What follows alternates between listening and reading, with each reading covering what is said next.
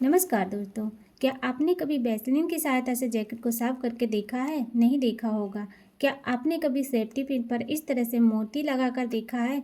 ये भी नहीं किया होगा। क्या आपके घर में जब दूध का पैकेट इस तरह से आता है पॉलिथीन में पैक होके, तो आप कुछ बातों का ध्यान रखते हो?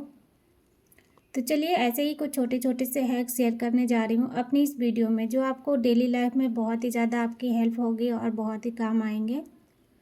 तो सबसे पहला जो आइडिया है, जो हमारे घर में इस तरह से तार वाली झाड़ू होती है, सिंपल तरीके से उसको हम डोरी या किसी कपड़े से बांधते हैं, और लेकिन इसकी जो तीलियां होती है बहुत ज़्यादा चिकनी होने की वजह से ये बार बार खुलती रहती है। तो आज मैं आपको ये छोटा सा जो आइडिया बता रही हूँ, इसी तरीके से आप अपने घर में तार वाली झाड़ू को बांधिए, जल्दी से नहीं खुलेगी। तो कोई भी आपको एक डोरी लेना है मजबूत, और इसको इस तरह से थोड़ी थोड़ी तीलियों को हमें बीच बीच में अलग अलग पार्ट करके उसमें से डोरी इस तरह से निकालना है। बाकी बची हुई डोरी को इस तरीके से लपेट कर और टाइट करके इसमें एक गांठ लगानी है। बहुत ज़्यादा बड़ी डोरी नहीं लेना है और ना ही बहुत छोटी लेना है, बस हमें इतना साइज़ की लेनी है कि इसमें 3-4 जगह पर हमें तीलियों को बीच बीच सेक्शन करके उसमें डोरी निकाल सकें। फिर देखिए 2 बार इसको हमें घुमाकर और अच्छे से 2 बार इसे झाड़ू पर गांठ लगा देनी है। तो इस तरह से झाड़ू की सीख बिल्कुल भी नहीं निकलेगी। उम्मीद करती हूँ आपको आज की ये ट्रिक छोटी सी बहुत ज़्यादा पसंद आएगी। अब बात करते हैं दूध इस तरह से अगर पैकेट में आता है थैलियों में, तो देखिए डायरेक्ट हम उसको खोलते नहीं हैं, काट देते हैं, क्योंकि इसमें जो गांठ लगी होती है काफ़ी ज़्यादा मजबूत रहती है। तो देखिए अगर बड़ी सी पॉलीथीन में अगर दूध आता है तो आप इस तरीके से देखिए ऊपर के साइड में हल्का सा चाकू से कट लगाइए। कोने में कट नहीं लगाना है, नीचे साइड में। अक्सर आपने देखा होगा हर किसी को कोने में ही उसको काट कर उसका सारा दूध निकाल लेते हैं पैकेट से। अब इस तरह से मैंने क्यों किया, इसके लिए भी मैं आपको बताऊंगी कि इस तरह से मैंने क्यों काटा है। ऊपर का भी पैकेट काटने में दिक्कत होगी, ऊपर से पूरा अगर हम काटेंगे तो दूध फैल जाएगा। नीचे से ही इसमें कोने से ही कटता है तो दूध हमारा जो है अच्छे से निकलता है। ठीक, अगर छोटी पैकेट है तो कोई दिक्कत नहीं, आप कोना काट सकते हैं, लेकिन अगर बड़ी पैकेट है तो देखिए ऊपर से मैं इसलिए काटी हूँ कि यहाँ जितना पर से गांठ लगी है वहाँ से मैं इसको काट के हटा दूँगी। बाकी ये छोटी सी पॉलीथीन हमें बढ़िया सी मिल गई है, इसे धोकर हम रख लेंगे, किसी भी चीज़ के लिए यूज कर सकते हैं। आगे देख लेते हैं एक छोटी सी ट्रिक। सुई में धागा डालने के लिए एक ऐसी ट्रिक बताने जा रही हूँ जो आपको काफ़ी पसंद आएगी। अक्सर आपने देखा होगा कि सुई में धागा डालते समय बहुत बड़ी दिक्कत होती है, खासकर जिन लोगों की नज़रें कमज़ोर हों तो बहुत ज़्यादा दिक्कत होती है सुई में धागा डालने के लिए। तो वैसे बाज़ार में भी आपको बहुत सारे टूल मिल जाएंगे सुई में धागा डालने के, लेकिन एक प्रकार से आप घर पर भी इसे आसान बना सकते हैं अपने काम को। जो हमारे पास नेल पॉलिश है बस इसी को लेना है। अब यहाँ पर देखिए धागे को थोड़ा सा पकड़ना है और इस तरह से उसके ऊपर नेल पॉलिश लगानी है। ये देखिए ऐसे नेल पॉलिश लगा के बस जितना समय में हम शीशी को बंद करेंगे, नेल पॉलिश का ढक्कन बंद करेंगे, उतने देर में ही ये धागा एकदम सूख जाएगा। नेल पॉलिश लगाया है इसकी वजह से यहाँ का धागा पूरा नोक उसकी जो है टाइट हो जाती है। तो इस तरह से हम बिल्कुल छोटी सुई में धागा आसानी से डाल सकते हैं।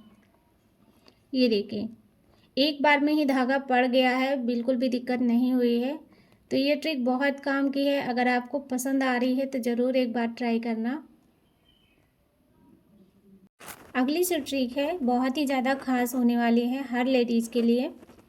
तो जो सिंपल सी सेफ्टी पिन होती है, हम लोग जब साड़ी में इसे फंसाते हैं तो बहुत ज़्यादा उलझ जाती है, पता नहीं कैसे घूम घूम कर ये पूरे नीचे की साइड में फंस जाती है, बहुत दिक्कत होती है, साड़ी और ब्लाउज दोनों ही फट जाते हैं।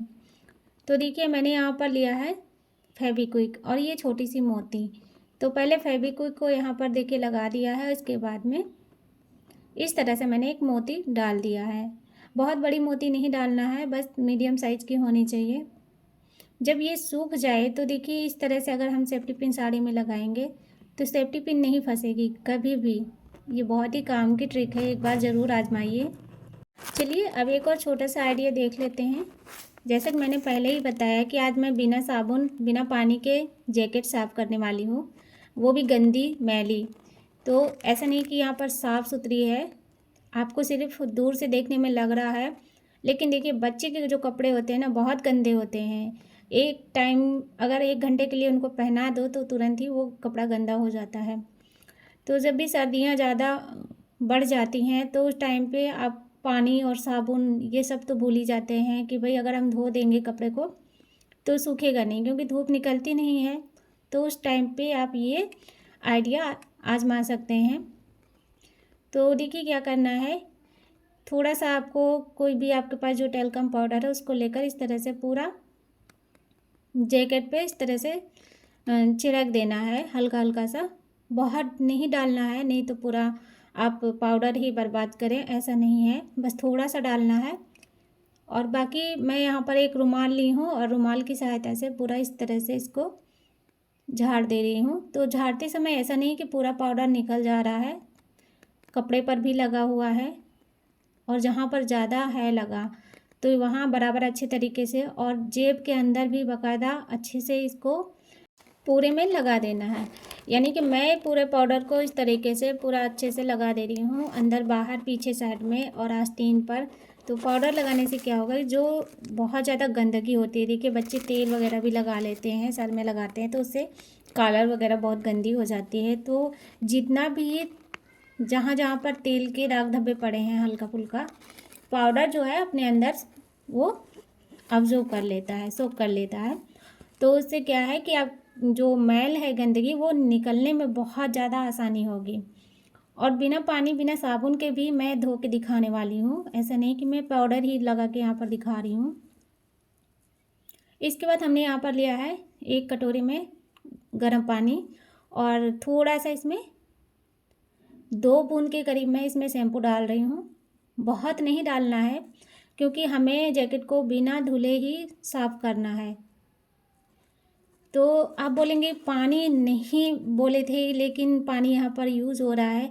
तो जब हम पूरा पानी और साबुन का इस्तेमाल करते हैं ना, तो पूरा हम जैकेट को पूरा भिगो कर ही साफ़ किया जाता है। लेकिन यहाँ पर मैं एक रुमाल लेकर और उसी पानी में थोड़ा सा भिगो दी हूँ और अच्छे तरीके से पानी निकाल देना है रुमाल का, ताकि ज़्यादा पानी कपड़े पर ना लगे।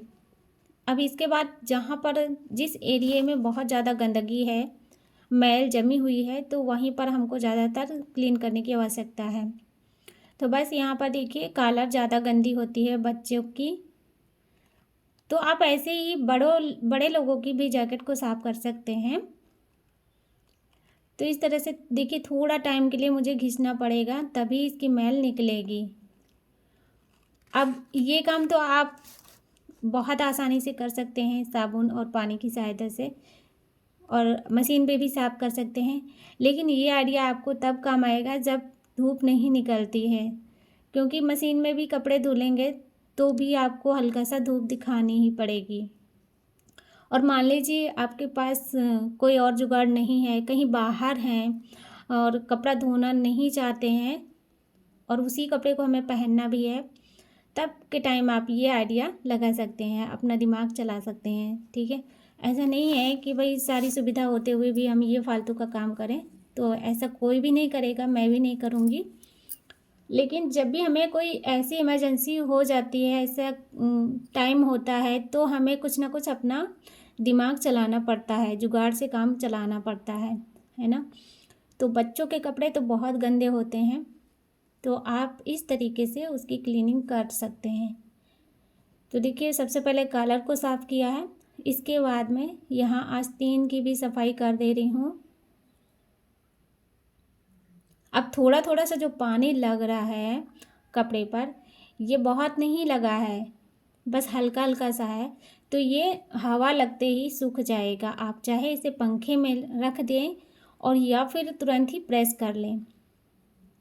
तो मैं प्रेस करने वाली हूँ, लेकिन जो है टाइम पर लाइट भी चली गई थी तो प्रेस नहीं कर पाई हूँ। लेकिन हाँ, जितना टाइम में इस जैकेट को मैं सब जगह पर इसकी इस तरह से रुमाल से पोंछ रही थी, तो उतना टाइम में ही ये पूरा सूख चुकी है। ऐसे ही मेरे बच्चे ने पहना भी थोड़ा देर बाद, क्योंकि इसको जब मैं क्लीन की थी तो उस टाइम धूप एकदम यानी शाम होने लगी थी, इसलिए तो फिर लाइट भी नहीं थी और मुझे धूप में डालने का भी मौका नहीं मिला। तो बच्चे ने ऐसे ही पहना, क्योंकि क्या है कि ऊपर ऊपर ये हल्की सी गीली हुई थी, बाकी अंदर तो एकदम सूखी ही थी। और जो पाउडर डाला है उसकी खुशबू से जो है इसमें की जितनी भी बैड स्मेल है वो ख़त्म हो जाएगी। और इसके बाद हम बात करते हैं जो वैसलीन और ये बोरोप्लस है, इसको लगाना है हमें चैन के ऊपर।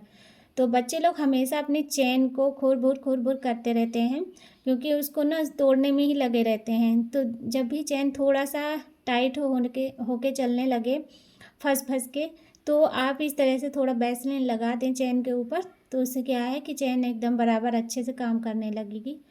और इसके बाद मैंने थोड़ा सा हाथ पर अपने बोरोप्लस क्रीम को लिया है और इस तरह से पूरे कपड़े पर लगा देना है। इससे बिल्कुल भी जो गंदी गंदी सी खुशबू आती है ना, वो नहीं आएगी, क्योंकि हम साल भर के लिए कपड़े को स्टोर करके रखते हैं, सर्दियों के कपड़े को। तो जब भी निकालते हैं ना, देखेंगे उसमें बहुत गंदी गंदी सी महक आती रहती है, तो वो नहीं, बिल्कुल भी आपको पता नहीं चलेगा। और सेंट वगैरह डालने की बात करें तो देखिए, बच्चों के कपड़े पे सेंट वगैरह डेली में नहीं डालना चाहिए। और कहीं आप शादी पार्टी में हैं तो ठीक है, लेकिन तो मैंने तो अपनी समस्या हल कर ली है, क्योंकि भाई मेरे पास समय नहीं था और मैंने जो है इस जैकेट को इसी तरीके से पूरा सफाई इसकी कर दी है। उम्मीद करती हूँ आज की ये वीडियो आपको ज़रूर पसंद आएगी, तो चैनल को सब्सक्राइब